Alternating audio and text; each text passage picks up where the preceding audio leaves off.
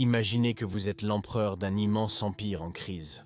Vous êtes entouré d'innombrables tribus, royaumes, empires, qui tous d'une manière ou d'une autre veulent piller vos villes, conquérir votre territoire, voire vous détruire. Maintenant, imaginez que vous devez défendre cet immense empire avec des centaines de milliers d'hommes qui doivent être stationnés en permanence aux frontières juste pour protéger cet immense empire contre les incursions de diverses tribus ennemies. Maintenant, imaginez que malgré tous ces efforts, les tribus germaniques auraient encore et encore réussi à prendre d'assaut ces fortifications, à pénétrer profondément dans le territoire de votre empire, à saccager et à piller vos villes, et à le faire avec une férocité toujours plus grande. Que feriez-vous? Que feriez-vous si votre empire voyait sa population diminuer après de nombreuses décennies de maladies brutales qui avaient tué des millions après une inflation galopante, qui avait réduit le pouvoir d'achat de votre monnaie, de sorte que le recrutement de nouveaux soldats devenait de plus en plus cher? Vous essayeriez de penser à la manière la plus économique possible de défendre votre empire. Quelle meilleure façon alors que de laisser ces tribus germaniques, ces barbares, se battre entre elles? Alors vous commencez à recruter de plus en plus de ces barbares, en faisant une partie intégrante de votre armée, parce qu'ils sont moins chers. Vous commencez à compter de plus en plus sur eux, car la force de combat de votre propre population diminue de plus en plus rapidement, puisqu'ils exigent beaucoup plus d'argent pour risquer leur vie. Vous laissez les barbares se battre contre d'autres barbares. Vous êtes satisfait, les choses semblent bien se passer. Il semble en effet que vous soyez un génie. Vous avez réussi à défendre votre empire, tout en laissant vos ennemis se battre entre eux, jusqu'à ce que soudainement, ça ne fonctionne plus. Le système commence à se dégrader. Et à la fin, ce système même, qui était censé protéger votre empire, contribue soudainement de manière massive à sa chute. C'est ce qui est arrivé à l'Empire romain d'Occident, chers amis de l'histoire romaine. Mais pourquoi? Qu'est-ce qui n'a pas fonctionné? Lorsque l'Empire romain a atteint son apogée, il est devenu évident que c'était une tâche monumentale de simplement protéger ses frontières incroyablement longues. Des hautes terres froides de la Britannia du Nord, à la frontière du Danube, jusqu'à la frontière orientale de l'éternel ennemi perse, la simple défense de cet empire nécessitait une quantité incroyablement élevée de main-d'œuvre. Un demi-million d'hommes, environ 400 à 600 000, étaient nécessaires en permanence pour protéger efficacement l'empire de tous les ennemis qui l'entouraient constamment. Cependant, malgré cette incroyable main-d'œuvre, et malgré des milliers de kilomètres de forts, de murs, de garnisons, de tours de guet, de fossés et d'autres caractéristiques défensives, les ennemis ont encore réussi à les franchir encore et encore. Cela s'est produit pour la première fois dans les années 160 et 170 après Jésus-Christ, après qu'un virus extrêmement agressif a causé une pandémie désastreuse dans l'Empire romain, tuant peut-être environ 10% de la population. Cela a conduit à une pénurie de main-d'œuvre, et l'Empire a dû chercher de nouvelles recrues aux frontières. Ainsi déjà à cette époque, de nombreux étrangers ont commencé à être recrutés, en particulier à la frontière du Danube en Dacie, afin de compenser ce déficit. Puis, des 230 au 280 après J.C., donc pendant un demi-siècle, les tribus ennemies de l'Empire ont de nouveau réussi à prendre d'assaut les fortifications frontalières, mais cette fois encore plus sévèrement. Et encore une fois, la cause avait été une pandémie dans l'Empire romain qui avait tué des millions de personnes, mais cette fois accompagnée de guerres civiles et d'une fragmentation de l'Empire romain. Cette crise était encore plus dangereuse que celle du IIe siècle, car l'Empire a failli tomber. Il est devenu assez clair que protéger l'Empire romain de la manière dont cela avait été fait auparavant, en recrutant des autochtones aux frontières et en les transformant en troupes auxiliaires, donc essentiellement des aides des légions, ne fonctionnait plus. La distinction entre les légions et les troupes auxiliaires s'était de toute façon estompée au IIIe siècle. Après l'édit de Caracalla en 212 après Jésus-Christ, les non-italiens pouvaient désormais devenir citoyens romains. Et il était donc clair que l'ancien système d'une armée romaine purement professionnelle et payée pour protéger les frontières ne fonctionnait tout simplement plus. Les chercheurs estiment que l'Empire romain tardif du IVe et Ve siècle avait environ 10 ou peut-être même 15% de population en moins que l'Empire romain plus ancien du 1er et 2e siècle à son apogée. Mais entre-temps, les tribus germaniques avaient augmenté de taille, également de 10 à 15%, leur donnant maintenant un avantage plus grand en termes de main-d'œuvre. De plus, les Germains se battaient pour le sport. C'était une partie de leur culture. Mais les Romains avaient une armée professionnellement payée. De plus, cette armée exigeait un salaire pour rester loyale.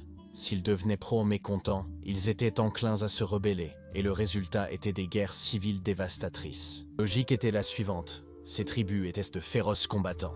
Au fil des siècles de contacts amicaux mais aussi guerriers avec les Romains, ils étaient devenus des combattants redoutables, tant en tactique qu'en équipement, et ils étaient moins chers que les soldats romains natifs. Dans l'une des lois de l'empereur Valentinien III de 440 après Jésus-Christ, nous pouvons avoir un aperçu de combien ils étaient en réalité moins chers que les Romains natifs. À savoir qu'un mercenaire barbare coûtait à l'État 5 solidi d'or par an, les solidi étant les pièces d'or de cette époque, tandis qu'un légionnaire romain aurait coûté à l'État 30 solidi par an, soit une différence de facteur 6. Ainsi, quelle meilleure façon de protéger Rome que de laisser les barbares se battre pour Rome et contre d'autres barbares tout en étant moins chers que les Romains réguliers? Cela semblait une excellente idée à l'époque. Ainsi, Constantin avait déjà recruté un grand nombre de Francs après les avoir vaincus en 306 après JC et 307 après JC. Ils sont devenus des soldats étrangers au service de Rome, les soi-disant foederati, des soldats fédérés ou alliés, pour ainsi dire. Et ce système a fonctionné magnifiquement pendant longtemps. Ces soldats moins chers sont devenus de plus en plus courants, les combattants de choix, si vous voulez.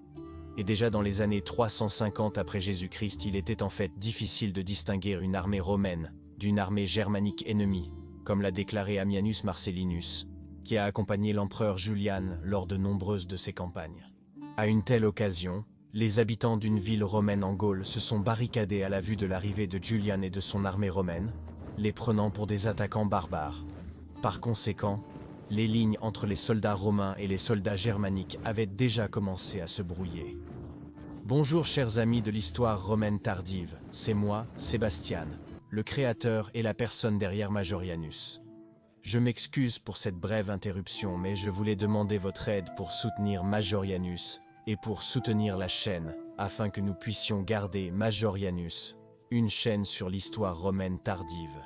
Comme vous le savez, l'algorithme YouTube n'est souvent pas très gentil avec des sujets de niche comme l'histoire romaine tardive, et donc j'ai vraiment besoin de votre soutien pour garder Majorianus tel qu'il est, pour le garder une chaîne sur l'histoire romaine tardive, afin que nous puissions continuer à explorer cette ère la plus fascinante de l'Empire romain tardif, et pour que nous n'ayons pas à transformer Majorianus en une chaîne d'histoire grand public.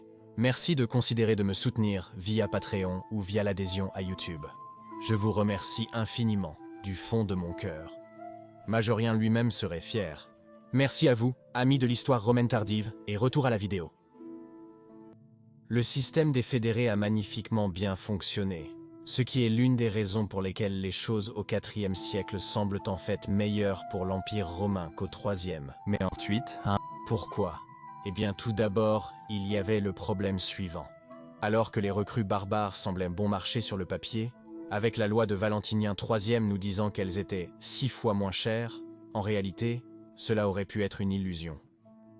Des fouilles archéologiques à travers l'Europe ont révélé que beaucoup des pièces d'or que les foederati germaniques recevaient comme salaire ne réintégraient pas la masse monétaire romaine, ce qui signifie qu'une fois que les germaniques recevaient leur salaire, ces pièces romaines restèrent dans les terres germaniques à l'est du Rhin et au nord du Danube. Et ces découvertes de pièces commencent à devenir incontrôlables avec les empereurs du IVe siècle, montrant que beaucoup de pièces d'or ont commencé à être perdues lorsque le recrutement germanique a commencé plus fortement.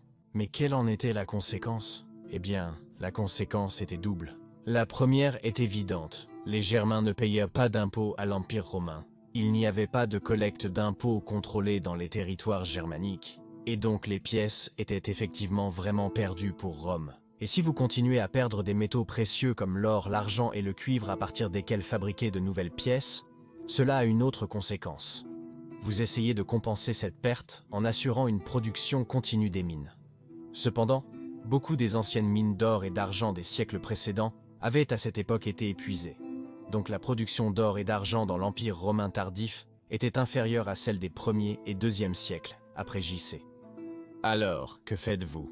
C'est exact. Vous commencez à réduire encore plus la teneur en or et en argent des pièces.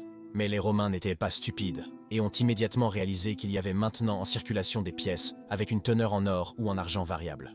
Et bien sûr, ils considéraient celles avec une teneur plus élevée comme ayant plus de valeur.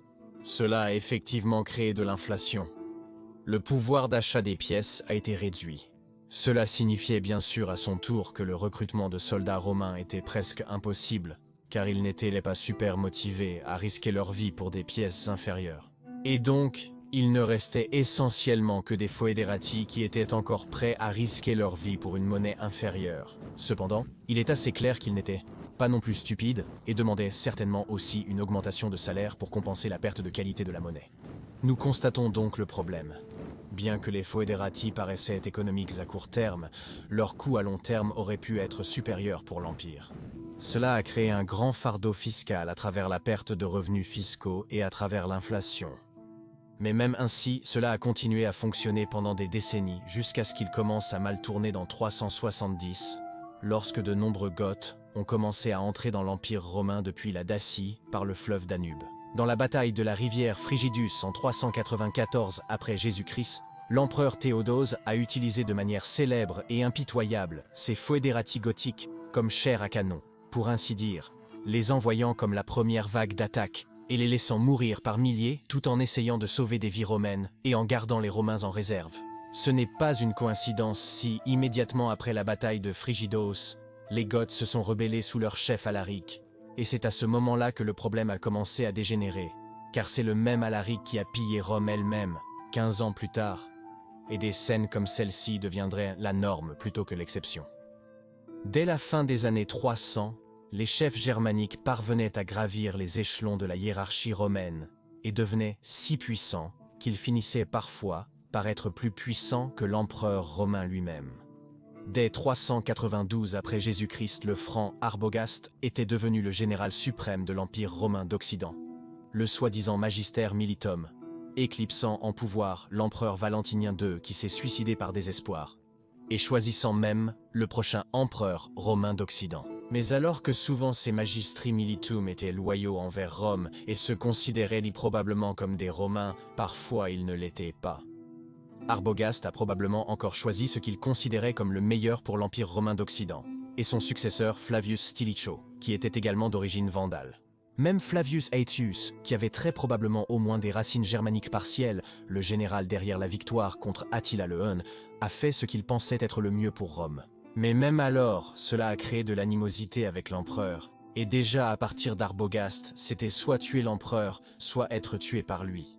Le Magister Militum Frank Arbogast a été vaincu par l'empereur Théodose. L'empereur romain occidental Honorius a tué le prochain Magister Militum Stilicho. Le Magister Militum Aetius a été tué par Valentinien III. Et puis à la fin, ce système s'était tellement dégradé qu'une personne comme Ricimer a pu devenir le général suprême de l'Empire romain d'Occident. Une personne qui, apparemment, était souvent plus loyale envers ses parents germaniques qu'envers l'Empire romain d'Occident. Ricimer a fait tuer d'innombrables empereurs et généraux compétents de l'Empire romain d'Occident, le déstabilisant grandement, tout en étant toujours très indulgent envers ses parents, les Wisigoths et les Burgondes. Mais bien que nous puissions blâmer, autant que nous voulons le caractère certainement brutal de Ricimer, les fondations de l'ascension de Ricimer avaient déjà été posées 100 ans avant son époque. Valentinien II s'était suicidé ou avait peut-être même été tué par Arbogast, plus de 60 ans avant que Ricimer n'accède au pouvoir. Le précédent avait été tardif, et donc Ricimer n'était que la manifestation finale du problème des chefs germaniques avec leur propre loyauté accédant aux postes militaires les plus puissants de l'Empire romain d'Occident. Et Ricimer a fait de son mieux pour affaiblir Rome, tout en renforçant ses amis wisigoths et burgondes. En gros, à cette époque, le système des foederati germaniques avait tellement mal tourné qu'un traître avait réussi à subvertir l'Empire romain d'Occident. Un autre problème était que les foederati voyaient souvent leur obligation uniquement envers un certain empereur ou général. Donc par exemple, ils se voyaient comme foederati du général Constantius, le troisième, ou du général Aetius, Mais dès que de telles personnes importantes mouraient ou étaient tuées, les Germaniques ne se voyaient plus comme foederati car leur allégeance, à leurs yeux, avait disparu avec la mort de leurs commandants ou empereurs respectifs. Et c'est l'une des raisons pour lesquelles nous voyons souvent dans l'histoire de l'Empire romain d'Occident tardif une expansion territoriale agressive des tribus germaniques lorsqu'un magister militum ou un empereur mourait ou avait été tué. Cela était particulièrement visible après les morts d'Aetius et de Valentin le III, et après que l'empereur majorien a été tué par le traître Ricimer. Toutes ces fois, les fédérats voyaient leur accord avec cette personne spécifique terminé, et donc ils se sont étendus de manière agressive. Mais même alors, il y avait encore de nombreux foederati fidèles à Rome, rendant bien sûr toute la situation très compliquée. Parfois, il y avait même la situation paradoxale que les Romains se battaient pour les barbares, et les barbares se battaient pour Rome. C'est comme ça que c'est devenu étrange à la fin du 5e siècle après Jésus-Christ de l'Empire occidental. Cependant, l'Empire romain d'Orient a réussi à se débarrasser de l'influence germanique. D'abord lorsque les Constantinopolitains se sont rebellés contre les Goths en 399 et 400, les expulsant de Constantinople. Puis plus tard lorsque l'empereur Léolie a fait tuer le magister militum germanique Aspar en 471. Mais l'Ouest n'a pas réussi à se débarrasser de la subversion germanique. Et dans 470, les finances de l'État ont été ruinées par les annexions germaniques du territoire de l'État et par la baisse conséquente des recettes fiscales. Par conséquent, à un certain moment, l'Empire romain d'Occident ne pouvait se permettre d'embaucher que des foederati. Il est probable que les unités romaines régulières n'existaient même plus après les années 460 après Jésus-Christ en nombre significatif. Et puis, à la fin, c'était le chef d'une unité de foederati germanique de mercenaires Éruli qui a vaincu le dernier magister militum romain Flavius Orestes et déposé l'empereur romain d'Occident Romanus Augustus en 476 après Jésus-Christ. Ainsi, le système de foederati de recrutement de soldats germaniques en tant que mercenaires au service de Rome a commencé comme une excellente idée. Il a permis à l'Empire romain de prospérer au IVe siècle après Jésus-Christ, lui a permis de continuer à exister 200 ans de plus à l'ouest, après le désastre de la crise du IIIe siècle, quand il avait presque chuté. Mais ce système a progressivement échappé à tout contrôle. La charge financière était plus élevée que prévu, contribuant grandement à ruiner les finances de l'État de l'Empire romain d'Occident, qui n'avait pas de province aussi riche que l'Est. Et les loyautés des soldats germaniques variaient grandement, allant de la loyauté féroce envers Rome à la trahison pure et simple, ce qui a ensuite culminé avec quelqu'un comme Rigimer, le traître des traîtres, devenant général de l'Empire romain d'Occident, et scellant ainsi le sort de l'Ouest. Mais à l'Est, le système des foederati a continué. Il a été maîtrisé et au VIe siècle, la distinction entre les foederati et les unités romaines régulières avait presque disparu dans l'Empire romain d'Orient. Il s'avère donc que pour l'Empire romain d'Orient, le système des foederati a en fait assez bien fonctionné après des problèmes initiaux, et est même devenu une partie intégrante, contribuant grandement à la survie beaucoup plus longue de l'Empire romain d'Orient par rapport à l'Ouest. Nous parlerons davantage de la manière dont l'Est a réussi à transformer le système des foederati à leur avantage dans une autre vidéo bien sûr. Donc, comme tant de choses romaines, le système des foederati était parfois une grande aubaine pour Rome, lui apportant de nombreuses victoires, l'aidant à survivre. 200 ans de plus à l'Ouest, mais surtout plus tard, créant de plus en plus de problèmes. Également à l'Ouest, qui n'a jamais réussi à obtenir leur foederati complètement sous contrôle, comme l'Est parviendrait à gérer au cours du 5e siècle après Jésus-Christ. Donc, comme tant de choses à Rome, les foederati étaient parfois une grande aubaine pour Rome, lui apportant de nombreuses victoires, mais surtout plus tard en créant de plus en plus de problèmes, surtout à l'Ouest, qui n'a jamais réussi à obtenir leur foederati complètement sous contrôle, comme l'Est parviendrait à gérer au cours du 5e siècle après Jésus-Christ. Et donc, tandis que l'Est a perduré, aidé par les foederati, l'Empire romain d'Occident, d'autre part, a été mis fin par les foederati héroulianes sous leur chef Odoacar. Et s'il vous plaît, aimez et abonnez-vous afin de ne manquer aucune future vidéo sur l'ère fascinante de la fin de l'Empire romain. Et j'aimerais particulièrement remercier nos nouveaux supporters Sol Invictus, Ulfednir 117 et Titinozan. Merci beaucoup Ulfednir 117 pour votre soutien si généreux à Majorianus. Et merci beaucoup Titinozan pour votre retour en tant que Sol Invictus, et pour votre soutien continu et généreux à Majorianus. Je ne peux pas assez vous remercier. Et je voudrais bien sûr remercier tous ceux qui soutiennent Majorianus, sous quelque forme que ce soit par Patreon, l'adhésion à YouTube, ou par un don PayPal. Merci de soutenir Majorianus pour que je puisse garder cette chaîne uniquement sur l'histoire romaine tardive. Et si vous voulez savoir pourquoi Richima était un tel traître, vous pouvez regarder cette vidéo dans le coin supérieur droit. Mais si vous voulez en savoir plus sur l'armée romaine tardive elle-même, vous pouvez regarder l'autre vidéo dans le coin inférieur droit. Je dis encore merci à tous les amis de l'histoire romaine, Gratias Tibiago et Benevalete.